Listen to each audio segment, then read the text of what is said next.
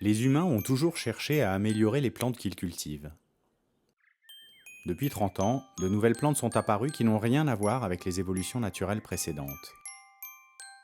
Elles sont modifiées artificiellement, modifiées en laboratoire et même maintenant avec des ordinateurs. Ce sont les OGM. L'homme a décidé de modifier le patrimoine génétique en changeant l'intérieur des cellules, sans connaître les conséquences que cela va avoir. Par exemple, un OGM est dans un champ, soumis au vent, son pollen s'envole. Que vont devenir les plantes qui vont se croiser avec cet OGM? C'est la question de la dissémination. Et quand ils sont mangés par les êtres humains, ou par les animaux qui sont ensuite mangés par les humains, ou par les oiseaux qui vont manger les vers de terre, qui vont manger les humains, qui vont manger les animaux, qui vont manger les OGM, quelles conséquences? C'est la question de la santé.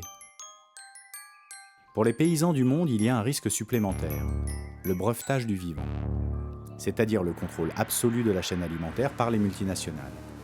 Les paysans auront l'obligation d'acheter des semences et les produits chimiques qui vont avec, et nous, l'obligation de manger des OGM. Heureusement, depuis 20 ans, la résistance s'organise. La Confédération paysanne, rejointe par de nombreuses organisations, a depuis le début alerté l'opinion publique sur les risques d'avoir des OGM dans les champs et l'alimentation. Des victoires ont été remportées. Les OGM de première génération doivent désormais être testés, repérés et étiquetés. Les cultures sont limitées à peu de pays et quelques plantes. Mais nous consommons encore, sans le savoir, des produits issus d'animaux qui en ont mangé. Pour contourner les règlements et passer sous les radars de détection, de nouveaux OGM sont apparus. Les semenciers essayent de les cacher.